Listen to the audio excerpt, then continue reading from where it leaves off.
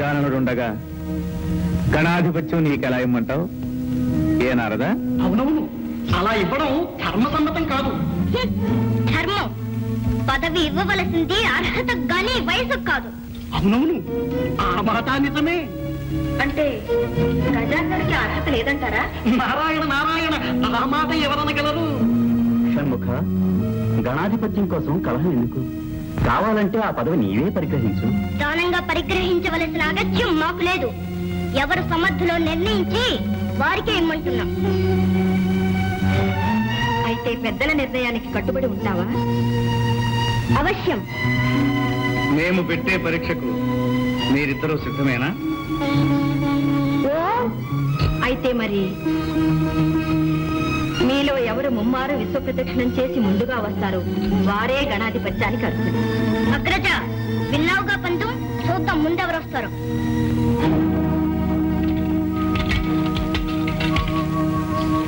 నారాయణ నారాయణ, అంతా విధిలేదు.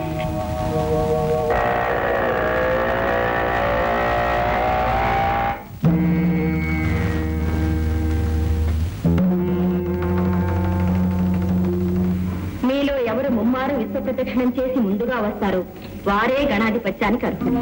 అమ్మా, ఎందుకమ్మా ఇలాంటి పరీక్ష పెట్టావు? కుమారుని వల్ల నాకు తగిన వాహనమూ లేదు, అతనికి ఉన్నంత శరీర లాఘవమూ లేదు. మరి విశ్వ ప్రదక్షిణం ఎలా చేయమంటావమ్మా? అమ్మా, నీ ఆంతర్యం అర్థమైందమ్మా.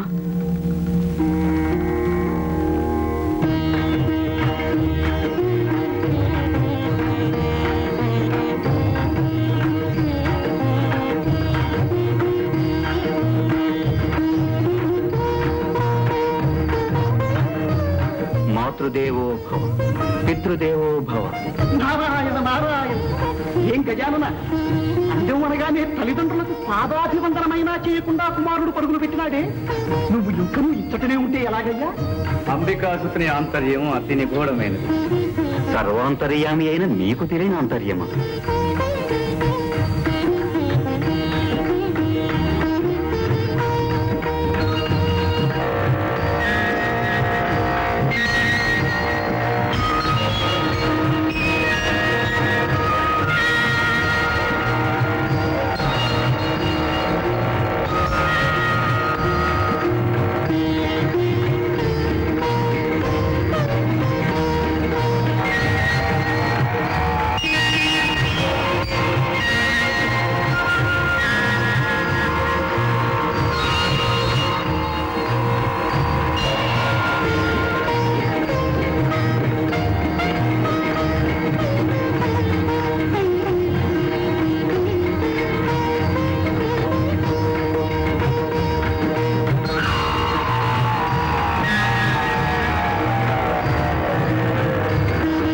తల్లిదండ్రులారా, మీరు ఆనతిచ్చిన విధంగా తమ్ముని కంటే ముందుగా ముమ్మారు విశ్వ ప్రదక్షిణ గావించాను. నారాయణ నారాయణ, ఇక్కడే మా కనుల ముందే ఉన్నావు. విశ్వాన్ని ఎప్పుడు ఎలా చుట్టి వచ్చావయ్యా? నారదుని సందేహం లోక సందేహం. నీ సమాధానం వినాలని మాకు కుతూహలంగా ఉంది. పెద్దలు, ధర్మశాస్త్రజ్ఞులు, మీకు తెలియనిదేమున్నది, అయినా వినండి. కోటి నదులందు మునిగిన మేటి ఫలము, భూమి ముమ్మారు చుట్టిన పుణ్య ఫలము, కన్న తల్లిదండ్రులకు ప్రదక్షిణము సేయా కలుగుననుచును వేదాలు తెలుపలేదే.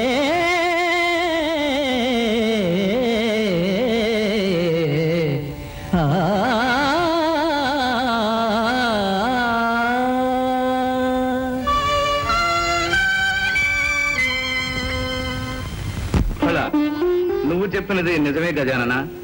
సృష్టి రహస్యాన్ని గ్రహించావు నాయన. బుద్ధితో పరీక్షను జయించాం. ఆ దంపతులు ఏమంటారు? ఆ గణాధిపత్యం గజాననునికే ఇవ్వాలి. అగ్రజుడే జయించాడు. కుమారా, అహంకారంతో ప్రవర్తించినందుకు నన్ను క్షమించండి.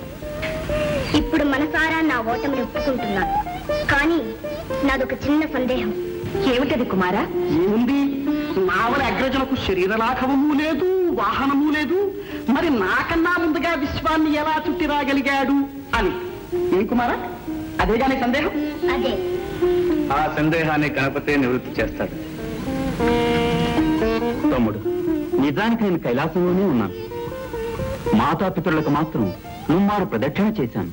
అంటే వారే ప్రకృతి పురుషులు. వారి కలయిక వలనే సృష్టి ఏర్పడింది. వారికి ప్రదక్షిణ చేస్తే విశ్వాన్ని చుట్టి వచ్చినట్టే కదా. ఆ ప్రకృతి పురుషుల సంయోగ స్వరూపం ఏ విధంగా ఏర్పడిందో, సమస్త లోకాలు తీర్థాలు వారిలో ఎలా ఇమిడి ఉన్నాయో చూడు.